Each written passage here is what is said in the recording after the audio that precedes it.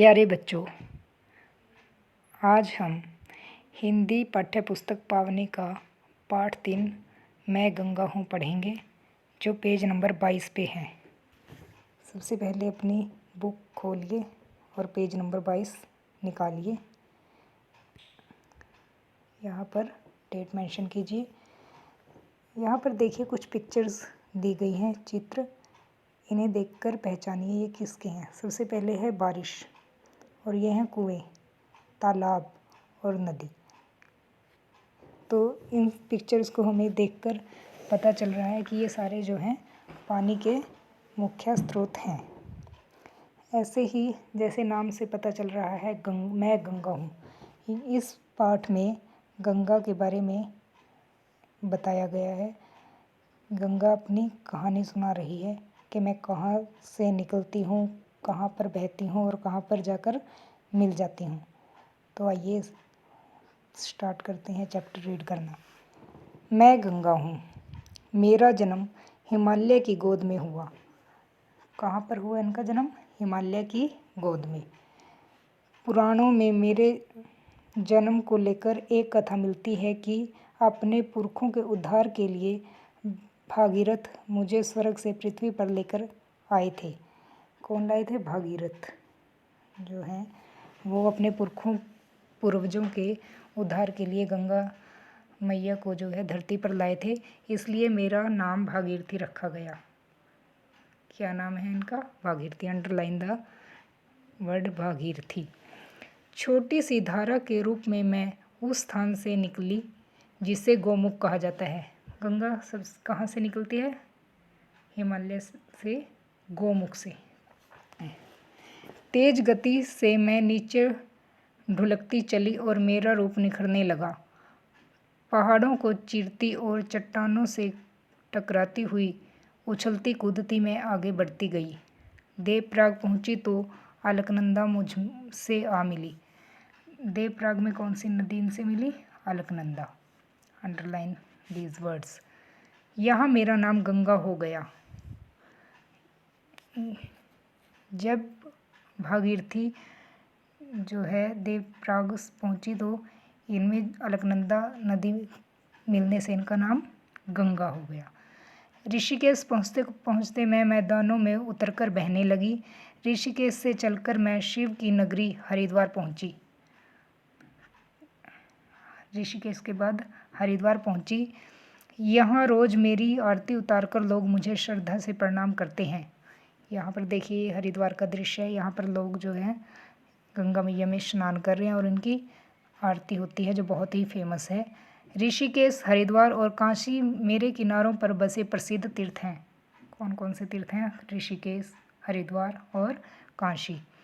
हरिद्वार में मेरे किनारों पर साधु संतों के बड़े बड़े अनेक आश्रम और मंदिर हैं।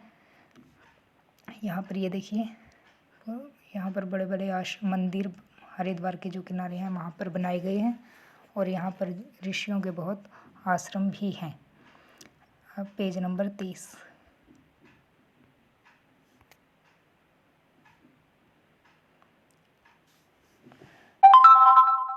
पूरे भारत से नहीं बल्कि विदेशों से भी तीर्थयात्री स्नान करने और मंदिरों के दर्शन करने यहाँ आते हैं। हरिद्वार जो है बहुत ही फेमस जगह है, इसलिए यहाँ पर विदेशों से भी यात्री आते हैं। मेरे दर्शन करने और मुझ में स्नान करने की बड़ी महिमा है।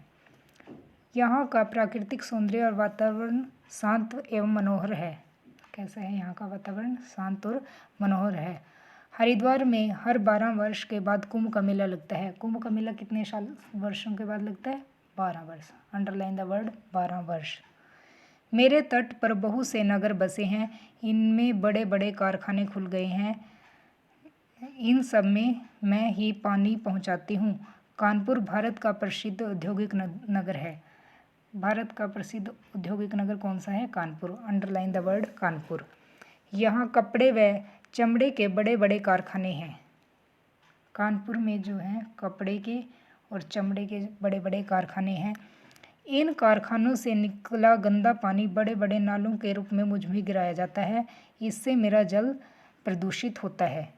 कारखानों से जो गंदा पानी निकलता है वो नालों के द्वारा गंगा में मिल जाता है। इससे गंगा का पानी जो है प्रदूषित हो जाता है। ये देखिए यहाँ पर कारखाने दिखाए गए हैं, कितना धुआं, और ये इनके गंदा पानी जो है गंगा में मिलके गंगा के पवित्र पानी को दूषित करता है।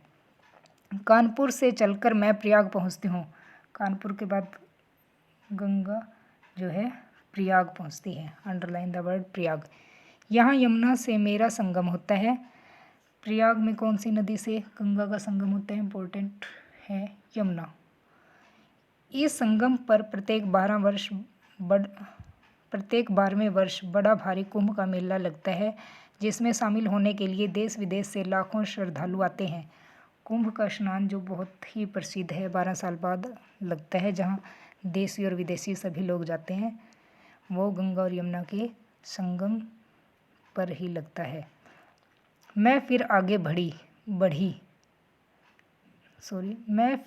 बढ़ती हूँ, क्योंकि चलना और बहते रहना ही मेरा काम है। लोगों की प्यास बुझाती, खेतों में हरियाली लाती, अब मैं वाराणसी पहुँचती हूँ।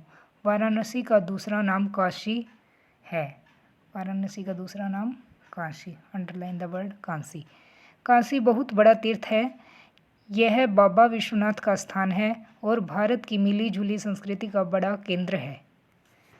तो बच्चों, आज हमने हिंदी पाठ्यपुस्तक का पाठ 3 पेज नंबर 22 और 23 पढ़ा। उम्मीद करती हूँ आपको समझ में आया होगा। प्लीज़ इसे एक बार दोबारा रिपीट करें, रीड करें। धन्यवाद।